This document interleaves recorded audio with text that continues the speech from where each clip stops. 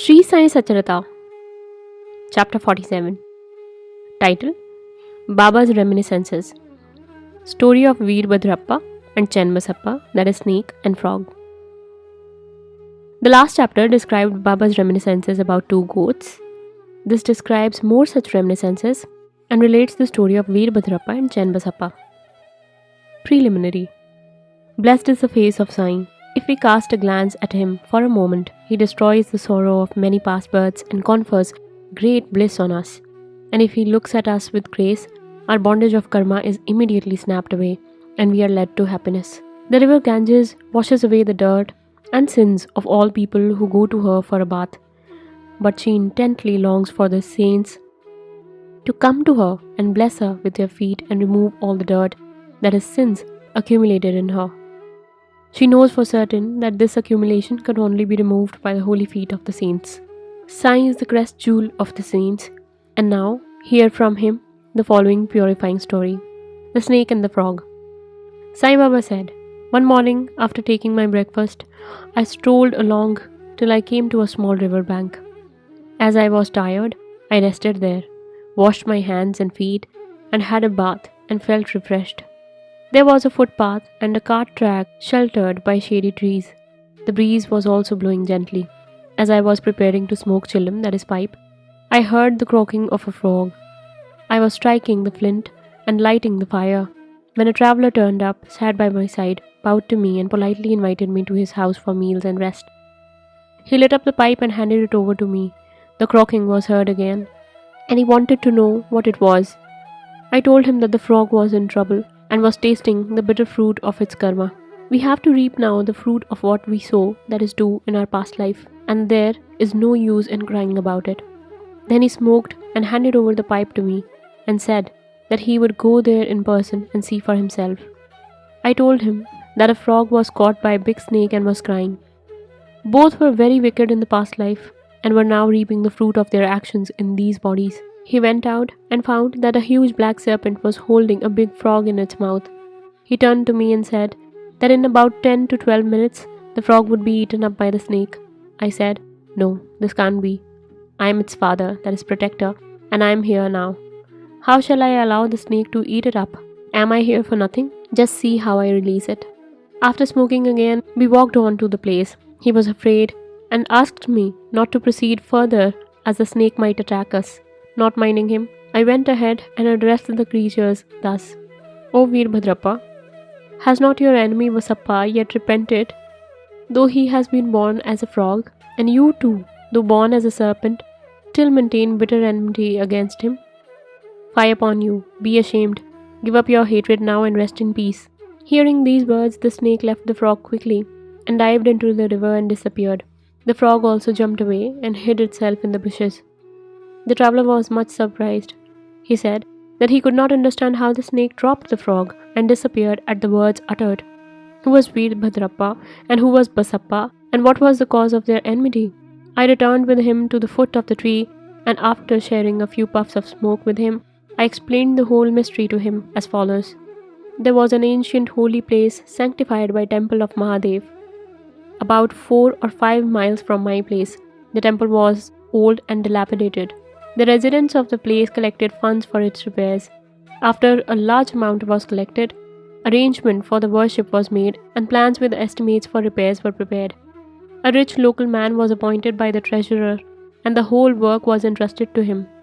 He was to keep regular accounts and be honest in all his dealings. He was a first-class miser and spent very little for the repairs, which consequently made very little progress. He spent all the funds, swallowed some amount himself, and spent nothing from his pocket. He had a sweet tongue and was very clever in offering plausible explanations regarding the poor and tardy progress of the work. The people again went to him and said that unless he lent his helping hand and tried his best, the work would not be complete. They requested him to work out the scheme and again collected subscriptions and sent the amount to him. He received it, but sat as quiet as before without making any progress. After some days, God, that is Mahadev, appeared in his wife's dream and said to her, "You get up, build the dome of the temple. I will give you 100-fold of what you spend." She told this vision to her husband. He was afraid that it would involve him in some expenses and therefore laughed it out, saying that it was a mere dream, a thing not to be relied and acted upon. Or else, why did not God appear to him and tell him? Was he far off from her? This looks like a bad dream, having for its object the creation of ill feeling between husband and wife. She had to remain quiet. God does not like big subscriptions and donations collected against the wishes of the donors, but he likes ever trifling amounts given with love, devotion, and appreciation. Some days after, God again appeared in the dream and said, "Do not bother yourself about husband and collections with him. Don't press him to spend any amount for the temple. What I want is feeling and devotion. So give, if you like, anything of your own." She consulted her husband about this vision and decided to give God her ornaments given by her father. The miser felt disconcerted and decided to cheat even God in this item. He undervalued the ornaments at rupees 1,000 and brought them himself, and in lieu of the amount, gave a field to God as endowment or security. The wife agreed to this. The field or the land was not his own. It belonged to one poor woman named Dubki, who mortgaged it to him for rupees 200. She was not able to redeem it for long. So the cunning miser cheated all, his wife, Dubki, and even God. The land was sterile, uncultivated, and worth nothing, and yielded nothing, even in best seasons. Thus ended this transaction, and the land was given in the possession of the poor priest, who was pleased with the endowment. Some time later on, strange things happened. There was a terrific storm and heavy downpour of rain. Lightning struck the house of the miser when he and his wife both died. Dubki also breathed her last. In the next life, the rich miser was born at Mathura in a Brahmin family and was named Veerbhadrappa. His devout wife was born as the daughter of the priest in the temple and was named Gauri. The woman Dubki, that is the mortgager, was born as a male in the family of a Gaurav, that is attendant, of the temple and was named Chenbassappa. The priest was a friend of mine. He often came to me, chatted and smoked with me. His daughter Gauri was also devoted to me. She was growing fast and her father was seeking a good husband for her. I told him not to worry about this, as the bridegroom himself would come seeking her. Then there came a poor boy named Veerbhadrappa of their caste, wandering and begging his bread to the priest's house. With my consent, Gauri was given in marriage to him. He was also at first devoted to me, and I recommended his marriage with Gauri. Even in his new life, he was hankering after money and asked me to help him get it. As he was leading a married man's life, strange things happened. There was a sudden rise in the prices. By Gauri's good luck, there was great demand for land, and the endowment land was sold for 1 lakh rupees, that is 100 times the worth of her ornaments. Half of the amount was paid in cash and the remaining was to be paid in 25 installments of rupees 2,000 each. All agreed to this transaction, but began to quarrel over the money. They came to me for consultation. I told them that the property belonged to God and was vested in the priest, and Gauri was his sole heiress and proprietress, and no amount should be spent without her consent, and that her husband had no right whatsoever to the amount. Hearing my opinion, Veerbhadrappa was wroth with me and said that I wanted to establish Gauri's claim and embezzle her property. Hearing his words, I remembered God and kept quiet. Veerbhadrappa scolded his wife, that is Gauri, and she came to me at noon and requested me not to mind the words of others and not to discard her, as she was my daughter. As she thus sought my protection, I gave her a pledge that I would cross 7 seas to help her. Then, that night, Gauri had a vision. Mahadev appeared in her dream and said, "The whole money is yours. Do not give anything to anybody. Spend some amount for temple purposes in consultation with Chenbassappa, and if you want to use it for some other purpose, consult Baba in the masjid, that is myself."